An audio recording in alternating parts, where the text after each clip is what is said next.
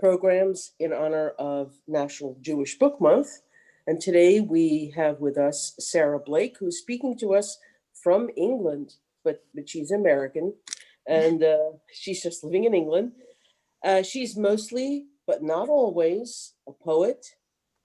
She has read at the Dodge Poetry Festival, at the Poets and Writers Festival in Philadelphia, and she has given poetry readings at Yale, at Muhlenberg College, at the University of Pennsylvania, and many other colleges and high schools.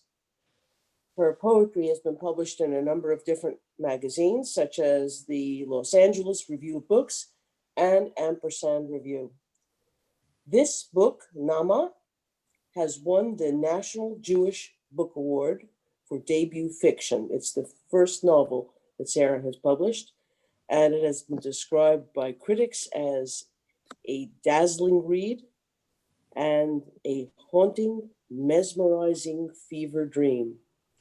So Sarah will read to us a little bit of Naamah, and then we'll open it up to discussion.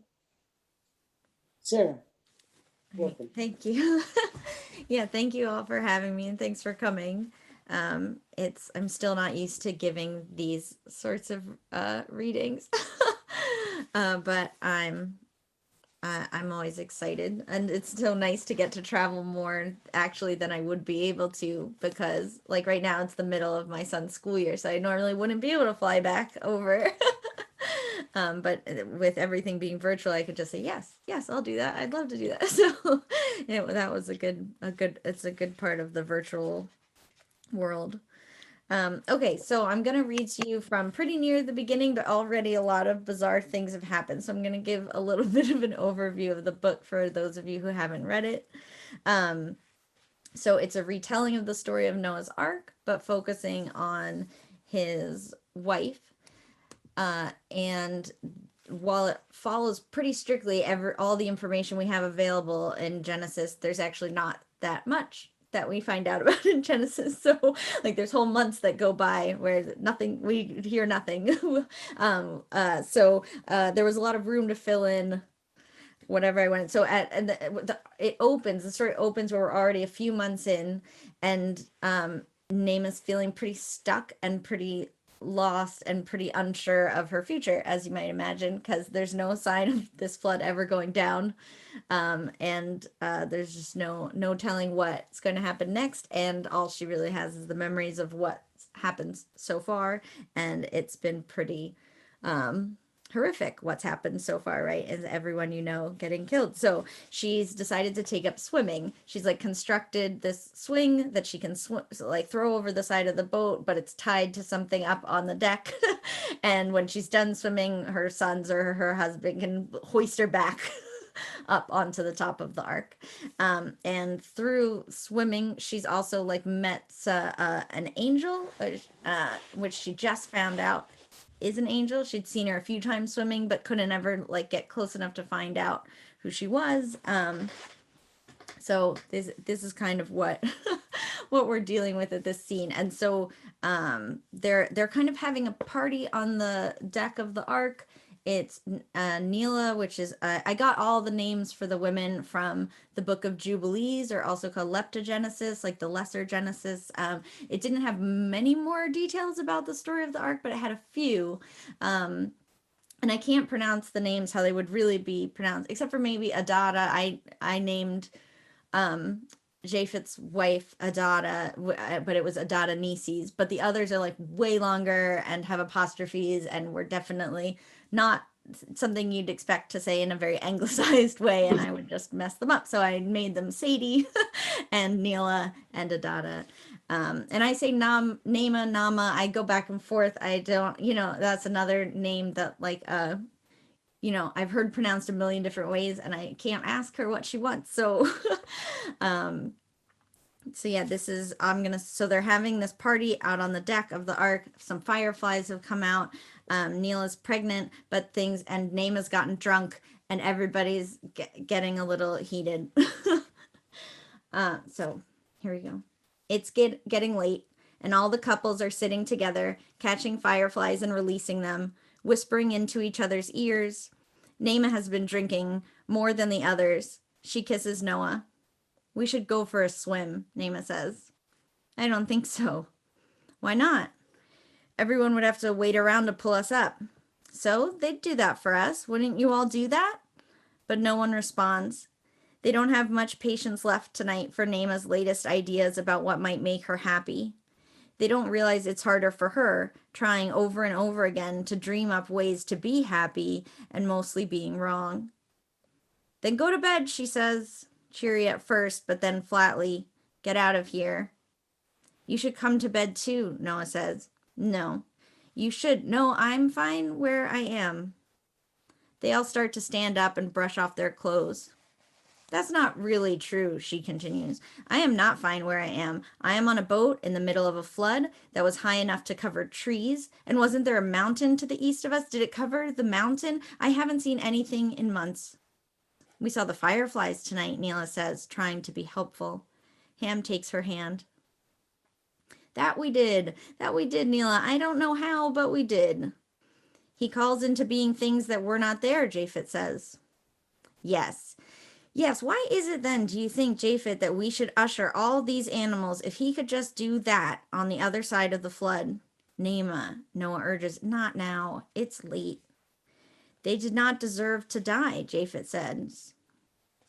Noah hangs his head. Then the other animals did, you think? Naamah asks. Yes, Japhet answers quickly, but he feels cruel saying it. In a way. That's what I'm getting at now. In what way? Their death was merciful, Japhet says. The death itself, or the fact that they're now dead? Noah tries again. Naamah, please. If being dead is merciful, Japhet says, they had to go through the act of dying to get there. Here, you know what I mean. Yes, I do. And Japhet, Adada interrupts. Leave him be, Naamah. Naamah looks at her. Nothing he could say would please you. Naamah can't take her eyes off of Adada, maybe because she's standing up to her, maybe because of something else. Think of the heavens, Naamah, Adada says. Their starry host was made by the breath of his mouth. The animals are here. You are here. His understanding has no limit, but yours does. Naamah puts down her cup without looking away and says, I guess I want to know where the limit to my understanding is. Ask me a question, Adada, that I cannot consider. So I'm going to skip it. It goes into a flashback, and then we come back. Noah steps in front of Naamah to block her from staring at Adada. You don't have to ask her any question, Adada. Please go to bed. Everyone go to bed. And they did, leaving Noah and Naamah alone on the deck. You didn't have to embarrass me, Naamah says. I didn't. I mean, you needn't feel embarrassed. No one is giving it another thought. Why do you worry about me? Naamah asks. Aren't we protected? Naamah, stop trying to goad him. I'm not. You are, but he doesn't listen to you. Then why worry? Because what if you do provoke him, Naamah? What if you did accomplish that somehow? Then what? Maybe he deserves it. You're doing it again. I'm tired of being on this boat. So am I, he yells. We all are. You can see that, can't you? I killed a gerbil the other day. What?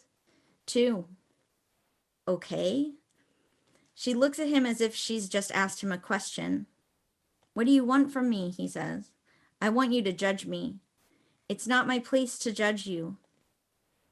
But you want to? She asks. Not for killing 2 gerbils. But you do want to. Would that be enough for you? Yes. Okay, then yes, I want to judge you for things you have done, things you have said, for nearly dying when the wolf attacked you, for having an overall recklessness towards yourself when you could be safe, should be safe. I love you and I need you to make it through this. You thought I should die. Noah doesn't respond at first. You thought. That was a long time ago, he says. Not that long. It feels like it was, that I could never have felt that way. About me? I could never have felt that way about you. Okay, she says. Okay, he says, and he walks off without looking back at her. I'm going to bed. She leans her back against one of the beams that hold up the roof. And then again, sorry, a flashback again, and we're back to the ark. Okay. Drunk and alone now on the deck, Naamah says aloud, "I was wrong," she yells. "It wasn't enough." And then speaking more normally again, "I want you to judge me. I don't understand how I could have been judged differently from all those other people, all those children." She looks out at the sky. She can see stars as they near the horizon of water, can see their dimmer counterparts on the surface. She knows both will disappear as the sun rises. It doesn't matter that one is real and one isn't. "I'm starting to accept that you will not judge me, or that you have already passed judgment, and it doesn't have much to do with me. I get it. You determine me not wicked, even if I feel otherwise. You are telling me it is not so.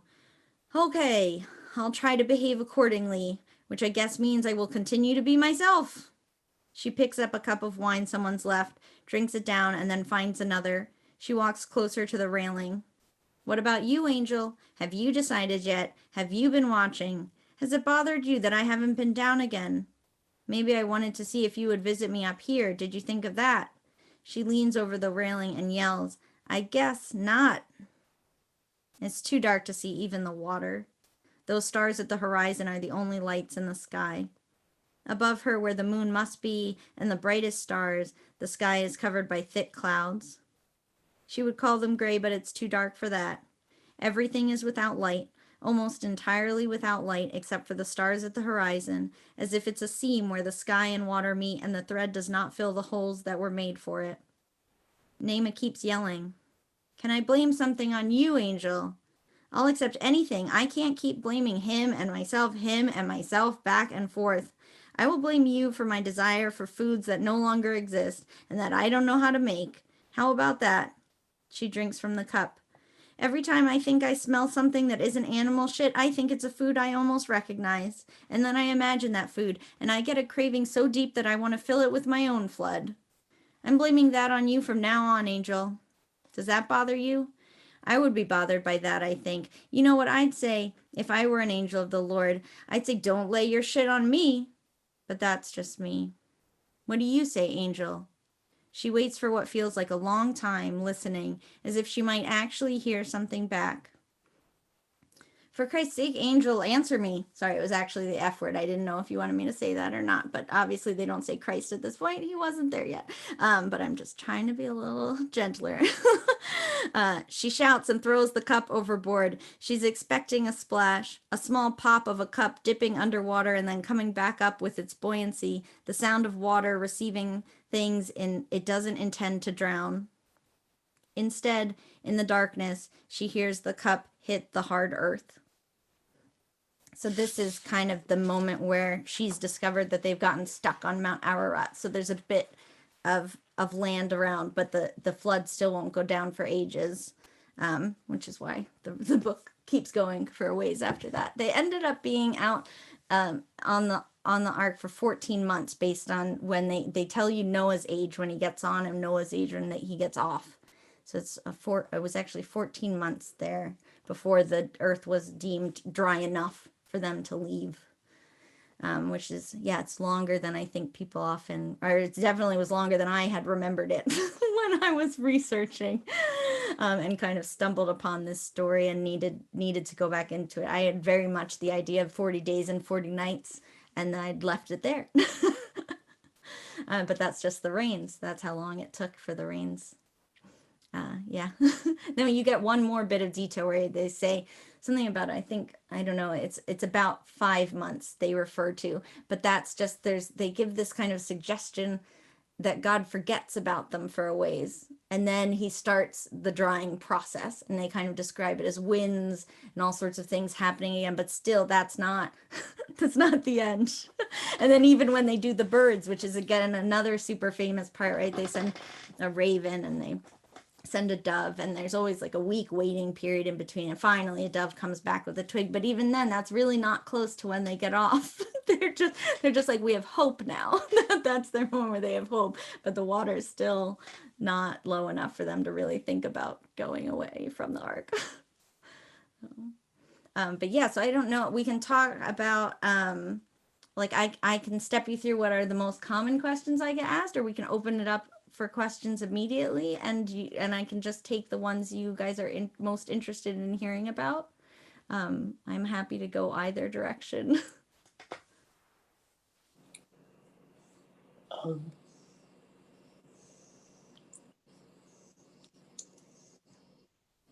I think I can.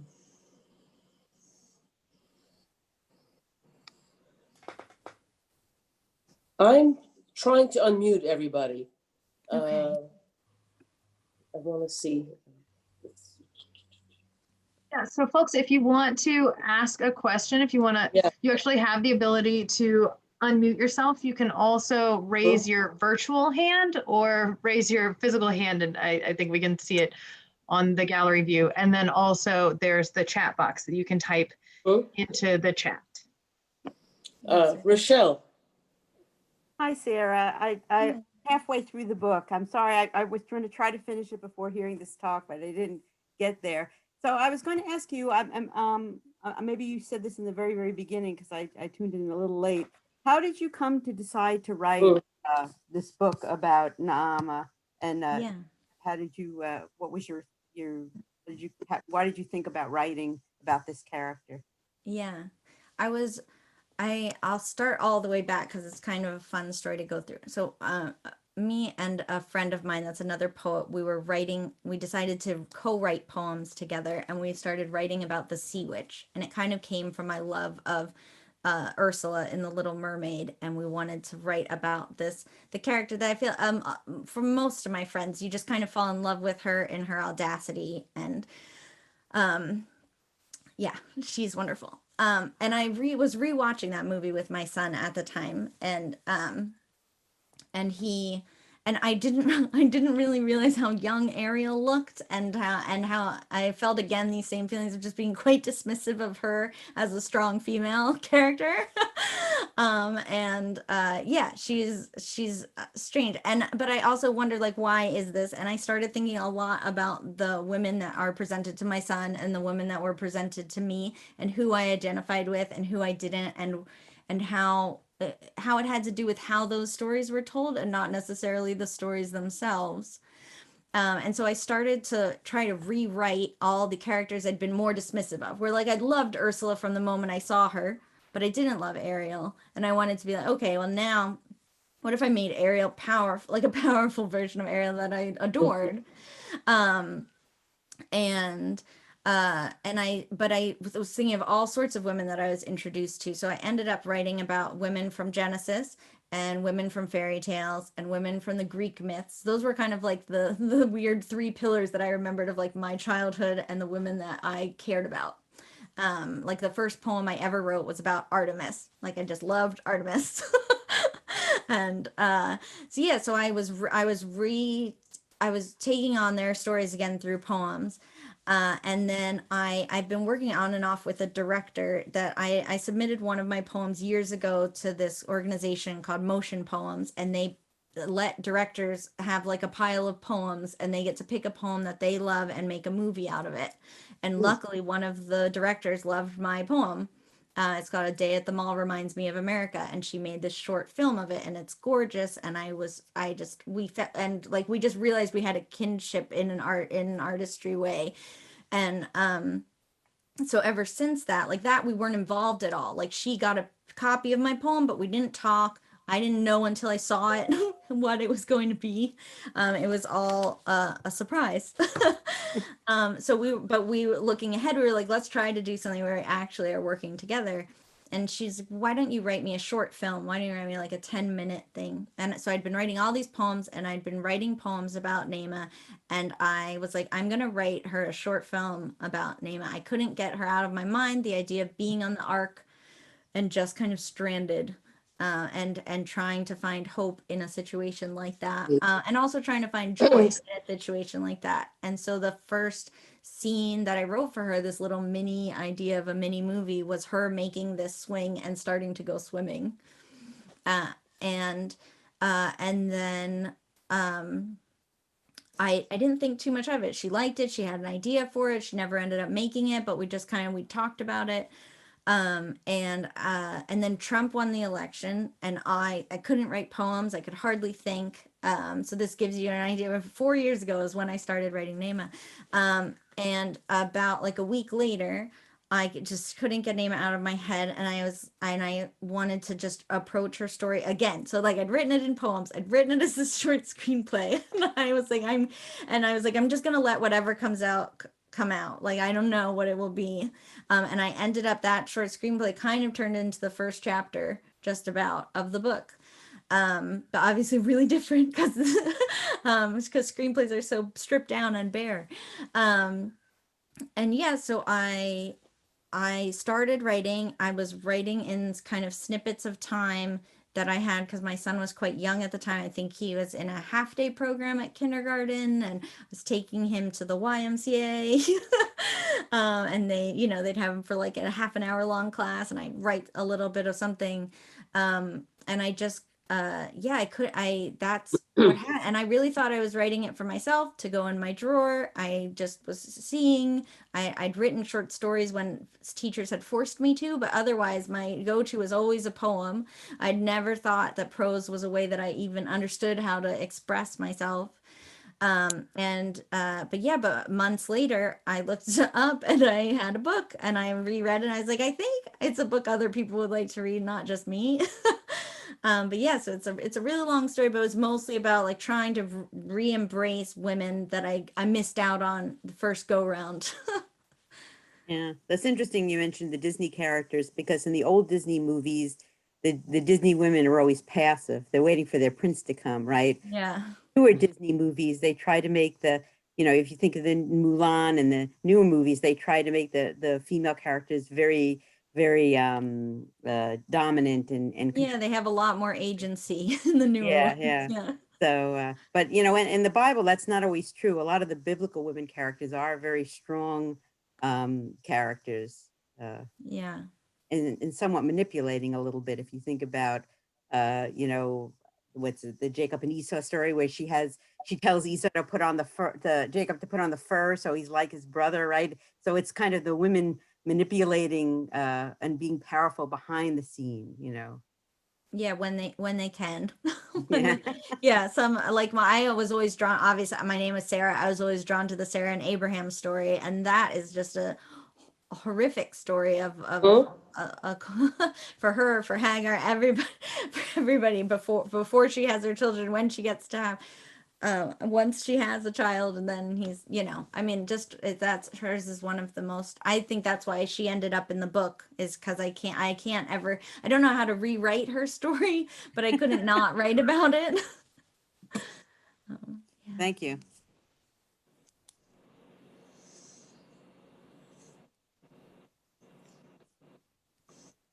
I have something. Mine's not really a question though. Mine's more just like sharing an experience I had reading the book. Which first of all, like, it's just so beautiful and like it reads like a poet wrote it, and which is just, I love it. It's amazing. And I've recommended it to so many people. It's absurd. But I remember like in the very first chapter coming across a description about her sons learning how if they peed on a rock, it would spray everywhere. And it was this moment of like, oh, I'm going to love this book. Like, I'm really going to love it. It's so fantastic. And I think the thing I came with, I have 2 boys, and I came away from it just going like, she's a real person.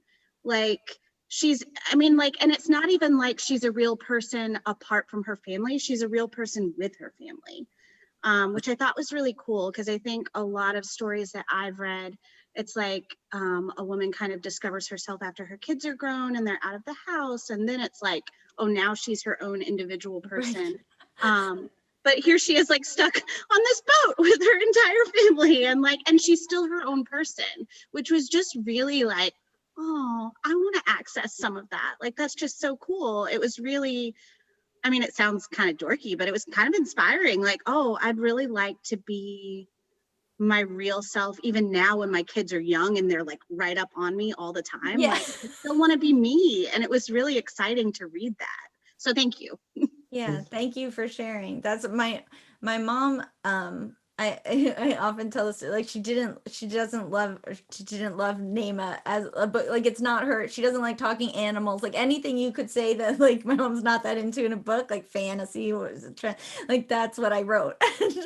But what she always says after is like, she's like, but I really feel like I know who Naamah is now. Like, she's like, I could tell you who that family is now and what every person. She's like, I have a sense of them as people, and I was like, good, because that's my main goal. You know, if you love a talking parrot or not, that's that's okay. But yeah, that sense of yeah, I just wanted her to feel as real as possible, and I made her a lot of the times just me, you know, and I wanted, there were so many things I wanted to do. And I didn't even realize the way in which I was doing it until I saw some people responding to it so much on like Goodreads reviews or not. But just like this idea of like what do you deserve? Like, not only was this a question of who gets to deserve to survive, right? But past that, like, what, you know, what if you're crass, and what if you're kind of mean sometimes? What if you're like, what if you're short tempered with your kids? Like, I don't know, like, do you deserve less? Like, and I hope not. But I think, you know, that was something I was always, you know, as I don't know, as a person, but and especially as a young parent to young kids that are really testing you, yeah, is just like, well, do I deserve less as, yeah, and what can I do to feel fully myself, as, yeah, not waiting 18 years, but just in this role. And yeah, thank you.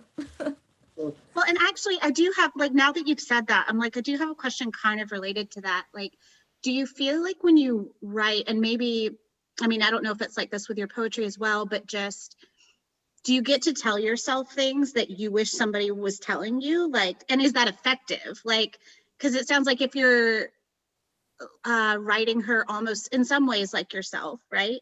And asking these questions of like, what do we deserve? And does that like get past the story, and does it get to you like as an individual, right? Like, do you feel like, oh, I learned something just from writing about this? Yeah, I mean, I think, you know, it would be great if I caught that as I wrote it, but it's usually like years later where I was like, why wasn't I listening to myself a little bit more? Like, the advice I was giving to Naamah seems really relevant to me now. So that surprises me a little bit, you know, that I always feel like I'm a few years behind myself. Like, even like the first book I ever wrote was about Kanye, but the first time I thought about Kanye as an artist was like a few years before that. And I feel like I'm always about 2 years behind. Like, I'll have an idea, and about 2 years later, I've thought about it enough to write about it. And I'm not doing it consciously. It's just on the page where it's suddenly like really important to me. Or like, a lot of the reviews of the book, some people really love the dreams and some people really don't like the dream sequences, because the book kind of goes 50 pages on the arc, 10 pages in a dream, 50 pages on the arc, 10 pages in a dream. And the dreams are wacky, which those are my favorite parts to write as a poet, I think, where I was like, oh, I get relief. Like, I think I needed relief from the arc every 50 pages, or I would have been in like doom and gloom forever. So it's like, oh, I'm gonna put her in the Arctic now. Like, it's just, it's a lot. The arc is a very overwhelming place, even when you're just writing it. And so yeah, like, there's gosh, I already like sidetracked myself.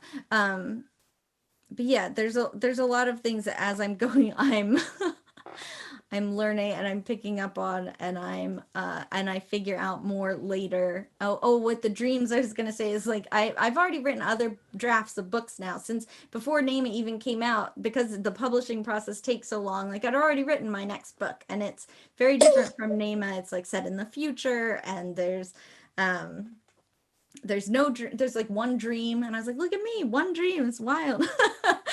And yeah, it's just so different. But now the book I'm working on now is I wanted to try to write a book that's entirely in dreams, so that'll really piss people off, but at least it'll be given away on the back. So if they didn't like the dream part, they can just skip that one.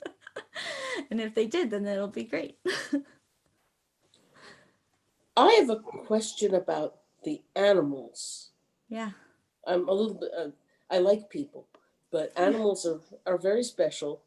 And there's a lot of attention in the book about the different sections where the animals are, the different ways of feeding them. How much research did you have to do about animal behavior to get into that? Yeah. It's a mix of, so my dad who's in here is grew up on a farm. And I went around with his dad every day when I was little and like fed the animals every morning with him. And so there's some animals that I was like very familiar with, like goats and horses and something like that. Like as I got older, I became allergic to everything and I had to avoid the farm, and it was very sad for me. But when I was really little, like a lot of those animals, I know what they want. um, and then some was guesswork, and then some was research. My favorite thing to research was, it was easy to do the animals that were on the farm that I know. But I really wanted, I wanted to capture like a Northeast Africa, Middle Eastern setting. I did a lot of research about what animals are there, and then got to, YouTube's amazing. You can type in any animal and look at how they move and what noises they make, and you can just know it's awesome. So it was, sometimes I felt like I had guessed all right. Sometimes it made sense to me. Sometimes it was like, this probably isn't the best way they could have done it. There's a bunch of depictions uh, of the ark around. There's a giant ark near Cincinnati, and their idea was that they'd have room for all the animals if they kept them in very small quarters with like grates underneath, so that they could just clean the shit up from under them and never really touch or the animals. But I was like, for 14 months the animal would come out with no muscles. Like, wouldn't be good for survival. So I was trying to really think about, like, well, what if you were trying to make animals survive and be really healthy at the end of 14 months still, such that they might survive the way God wants you to make them survive. It was a very tricky, weird thing, but I was like, I guess you'd have to run them around if they need that, or give them space to kind of do that themselves, or and I was, when I think the weirdest one to try to depict was, in my mind, the weird ways they feed the tigers and the bigger animals, is to have these separate rooms so that they could kind of clean up one, and then while they're eating, and then let them back in the other ones, then they clean up where they'd killed and eaten an animal, which would be gross and smelly in a different way. Because I was like, how could you ever just keep going in and out of it? Like, the tigers need to move, you can't move. The tigers need to move if you want to be safe. So it was really interesting to dream up, and then it was weirder to try to depict that in writing without getting in. Like, at one point something happened with with the worms and the horse, and I had really gone into, like, my agent made fun of me because it sounded like a math problem I'd created, where I was like, if 4 sheep have to go to this room, and it was like, oh no.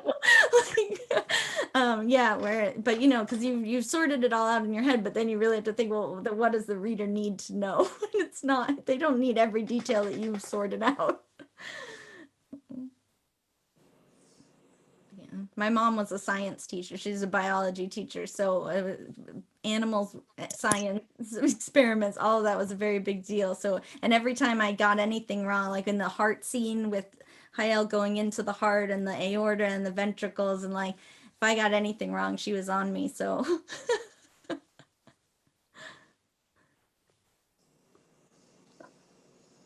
Questions? I've got one.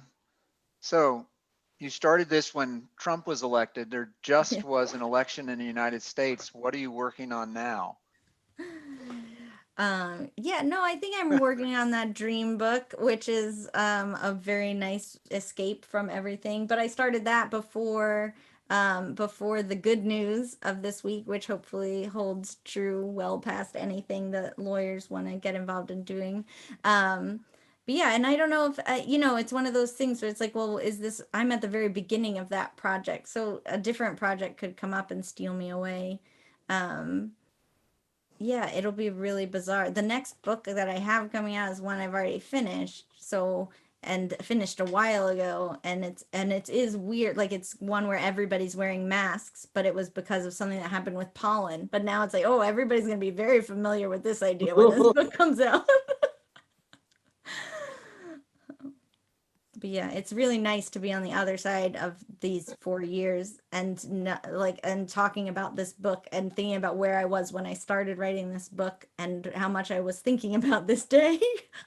and here we are, and I'm getting to talk about it. And it's an amazing feeling. I think a feeling that Naima could identify with, of just the sense of progression of time. Like that is, I think, one of the most damning things of the arc is it just felt stuck, and it very much was stuck. And when we started, we were all at sea, and now we're feeling a little bit more grounded. Yeah. Yeah. On the other hand, we're not even 14 months into our present isolation. No, we're not. Oh, And I'm wondering what messages we have from your book about that. Right? Yeah, we need to find our version of swimming. Unless you just have a pool and then you can go swimming, which is awesome, but I don't. but what is the main takeaway from the book that you want people to have? Obviously, uh, swimming is a survival skill, but Right.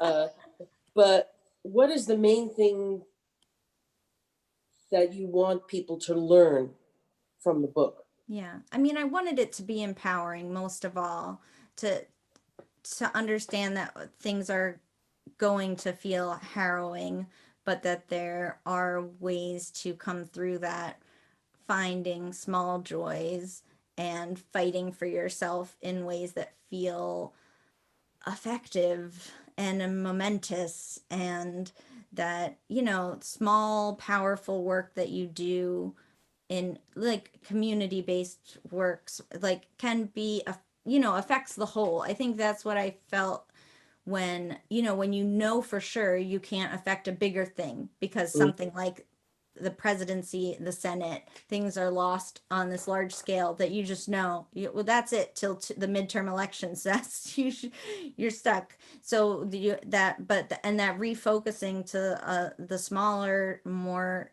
local actions you can do feel like less, but I think they're not less at all. And you just have to find which ones work. I mean, like, I know a friend that ended up tutoring people, immigrants, like, so in English as a second language. I ended up tutoring high school students down the road just in math, because that's what I'm good at.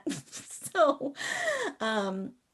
and yeah, and volunteer work and canvassing, and I think we all learned a huge thing from Stacey Abrams this time around, of like, just increasing voter registration and increasing outreach can make a huge difference. Like, it really disappoints me when I hear congressmen talking about how the Democrats failed somehow in this election, and so they have to become more centrist and talk more about the economy to make sure that they get the seats they need moving forward. And it's like, you're missing the point. Like, that's not what we're looking for. Is like, we're looking for a different party that's exciting us, and that is more in tune with what people need, and that they want to be engaging younger people and making sure that we have a more and more active population when it comes to politics. Like, I think I saw a report that said our voting was 67% this time of like our eligible. I don't know if that was right, but that's great. I know it's been really low sometimes in the past, but that's a low number compared to other countries still, though. Like, that's really low. So it's like this weird feeling of like, it's success, it's not, it's success, it's not. But yeah, so I think, yeah, but my main thing, I wanted it to feel empowering. I wanted it to feel, I don't know, hopeful. There were other things, obviously, that I thought were really important that weren't, but I also kind of missed, as like, people find the book really important for how it talks about queerness, and how it doesn't make it the heart of the story, it's just part of the story. And that there's something really powerful about that, because it's just a level of acceptance that you don't always see. And also there's but like, for me, that's like, so the norm for me, that I didn't really realize I was putting it in a way that was to make a point about it. The way that, like, I knew I wanted it to feel empowering by the end. I wanted it to drive people towards feelings of purpose and joy and whatever they can do to get through harrowing times, and to be accepting of what you feel is a harrowing time for you and for others and whatever. Because sometimes I know a lot of women feel like they can't, what they feel is harrowing, they're not supposed to. So they're like, oh no, that wasn't that big a deal, and I'm not supposed to like feel sad about that or complain about it. But that's so that, I don't know. There's a lot of things that I intentionally went after, but including queerness just seemed very natural to me. I didn't do it in any sort of I wasn't trying to be didactic about it or anything like, but I'm really glad that it's had a powerful impact, you know. So there are some things that are in there like by chance became powerful, and some that were really intentionally powerful. And I appreciate the work for doing more than the author can, you know. Have you done any publishing or any activity as a poet while in England? Ooh, no. Wouldn't that be nice? No, my first two books that I published in the States, the press has world rights to. So if I were to get them published over here, I think my press would have to be involved. Like it's kind of out of my hands to an extent. But I was wondering whether you were participated in any, obviously online poetry readings or Yeah. things at your son's school or little No. magazines. I've told the school, I was like, I'm a writer. I'd love to come talk to you guys whenever you want. They're like, that's nice.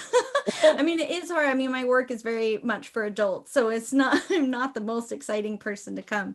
I could come give a great talk about it, but I couldn't really read from my work in any kind of appropriate way. um, and, but I talked to my son's class at one point, but it was more like I was going in to help volunteer walking them from one place to another when they were going to do a rehearsal in like another building nearby. And they were like, Sarah's an author, want to talk about it? And so like, it was very cute. But no one really knows who I am over here. It's kind of nice. It's kind of, but at a point it's like, oh, I've been here 2 years and like, I've never been invited to read anywhere and no one knows who I am in my book. Like no one knows what my book is. And no one cares, and it's fine because there's parts of that are really nice, but I'm not used to it. I'm used to like traveling around and talking to students and talking at organizations and synagogues and just being more an active member of my community, and that's not. I hope I will get there, but I don't know what avenue I'll take to do that. Any other questions about this book in its entirety? Or I have one. So, yeah. Sarah, some of the dream sequences were, what's the word? I don't know. like that there was a car chase in the, Yeah. you know, did you ever feel as a writer that like, no, this is just like, not practical, and then therefore felt like, I just shouldn't go there, or just, no, this is fine. Yeah, I try not to put up any blockers like that in the first draft because then you'll never write anything. So I try to write towards what I love. Like I ended up putting SVU in that same chapter that has the car chase. Like I love Law and Order SVU. I can't imagine writing something without some sort of reference to the television that I love. Yeah, so there's and I think my next book feels like a giant Law and Order episode to me, but with like all of my magical realism craziness that I tend to go towards as well. Yeah, I don't know. I thought I'd get pushback from other people, and I was actually pleasantly surprised to find like even when I'd get like I definitely met agents that didn't like those parts, but I found my agent who did. and then we found an editor who did. So it was like always these moments where you just and I know this from the poetry world, you get to see it so quickly because you write a small thing and you can put it out and people can read the small thing, and it's you're not going to appeal to everyone, and that's okay. I mean, or that's what I've never been bothered by that. I'm like, of course. We're all gonna like different things, and you just hope there's enough people that like your thing that you can keep publishing. So in the future, do you feel yourself drawn now to prose, or is it poetic prose? Oh, well, it's probably always going to be poetic prose because I just can't seem to shake that. But but I'm definitely drawn to prose. Like I will write poems and then I'll switch back, and I find like poems I find make me really energetic and excited, and I can't do them every single day. I need a little bit more time in between. Or when I'm working on a big prose project, I can kind of get lost in it for months, and I spend a long time at the beginning on world building so that I've really fallen in love with whatever world I'm going to sink into for a few hours every day. And then I just find it like a hugely, almost like meditative fugue like experience where I'm just like, goodbye, world. Like, I'm going to the hotel today. And because I wrote one book about a hotel. So yeah, so yeah, and that's what it was like with Naamah. Like, oh, I mean, as gloomy and dark and imposing as the arc was, getting to disappear to spend time with Naamah, like I fell more in love with Naamah even than I did with the world I built for her. And I try to remember that too. I always have a strong woman character at the center that is just like the love of my life for a few months, and yeah, she's the best person to hang out with, and she's the one I want to talk to and bounce questions off of, and I want to watch what she does, and I want to tell her things, and I want to offer, like for Naima, I often like wanted to offer her ways of escape and then see what she would do with that. It's like, all right, like what if someone offered you a chance to just leave the arc forever? Like, would you take that? Is that okay with you? Yeah, so I think I like to do that for my characters is just offer them other ways of living, the ways that you don't walking through your life, giant weird opportunities don't usually come around being like, do you want to change everything about what you've got? Like, you don't get that. But in fiction you can give that to people and kind of see what happens. So yeah, there's a lot that I really love about prose that I don't think I could get rid of it at this point. And I really like the novel. Like, I like just spending a long time with my character in their weird world. One of the So things that's, oh yeah, go ahead, Esther. Go I ahead. have a follow-up question based on what you just said. So you wrote this book a few years ago. I actually listened to it, I think, shortly after it came out, and I listened to it. It was a really nice experience. I liked it a lot. And speaking about like being sort of in relationship with her and with the world in your head, do you feel like you're still in that sometimes, or do you feel like, okay, well, I did that and now I left and now I'm on to the other thing? Yeah, I do. I feel like Nema's with me all the time, and I know what she would say in certain situations. Like, I don't think about the angel much, or the underwater world, or the children. Like, when I go back to the book, I'm like delighted to see them all again. I'm like, oh, hi, oh, thank you, let's talk. Um, but I don't think about them. But Nema, I think about all the time. And what she would do. I guess because I mean, I feel like I gave all of the characters just like different parts of me. I was like, I'll just fill you all up with all these different aspects of me until you're fully fledged characters. Um, but Nema especially is she just seems like an extension of me, and but in a slightly hyperbolic way, but that kind of makes her useful, right? Because she's an extreme of any different feeling, and so she's not going to come out saying, well, maybe about something. Like, she's going to give you a yes or a no answer. And so yeah, like I adore having her in my life. But some of my other women are have not stuck with me as much, but maybe they will after time goes by. Like for Naima, she's been with me for a really long time at this point.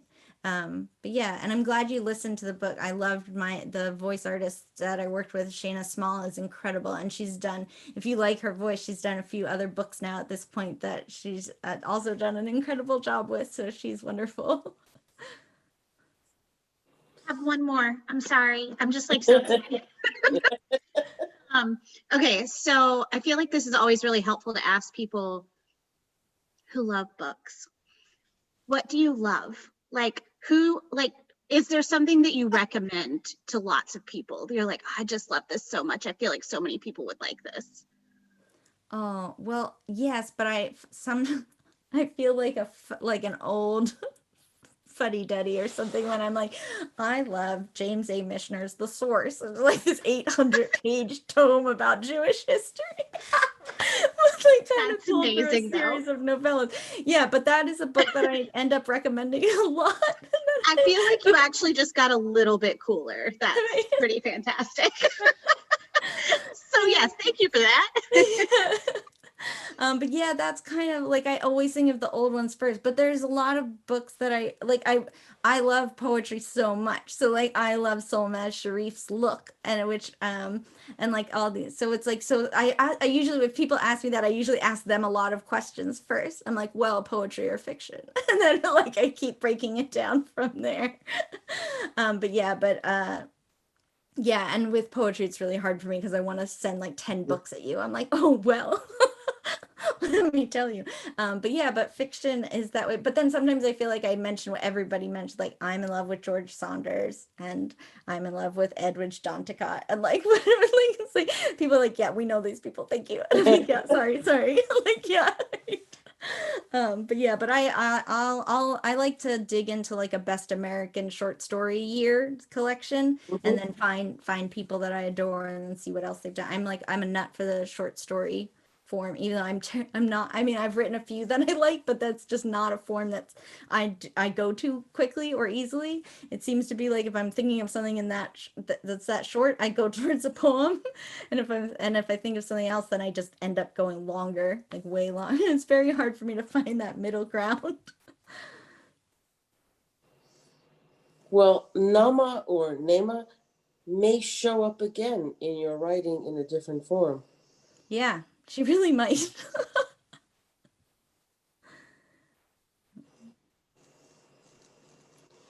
Well, we want to thank you for coming to us today and sharing yourself and sharing your work. And if people didn't read the whole book, now they're going to go back and read the whole book and see what they missed. And we'll look forward, and we have your past works, and we'll look forward to more works. One of the things I really liked about Naamah and her family is that they all spoke like normally. Yeah. Like we're used to, they didn't speak in biblical language. Yeah. And so so we'll watch for these people. Yeah. I didn't want to, when you think about a Genesis story, that's really going so much further back, that whatever they were speaking then was not a biblical style English. And so I didn't want to make it seemed like to do some kind of stilted English would be, silly like that. It's Right. like I definitely can't write in the old form of Arabic that they were using, and so I'm gonna just write normally then because that seems the most. And I know she wouldn't say the F word, but she probably had a version of it that she used quite often. Well, it's like a professor once said to me, "Your old English accent is terrible." And I'm thinking, how does he know? Nobody's spoken it in 1,000 years. So we can imagine. Well, next week, the third and last of this series is taking place, but it's not going to be Sunday at 1. It's going to be Monday. So a week from tomorrow. I just want to make sure that everybody is aware, because we said it in the announcements, but Professor Jonathan Sarma of Brandeis University is going to be talking about Cosello Wayne, which he discovered by Cora Wilburn, and that wasn't her real name, but he discovered it and has written the introduction, and it's the first book published in this country by a Jewish woman. And so it came out in 1860, and we will hear more about it then. Sarah, thank you very, very much for speaking to us. And everybody nobody's on mute. You don't have to be on mute. You can unmute yourselves. Thank you very much. Thank you. Yeah, thank you for having me. Thanks.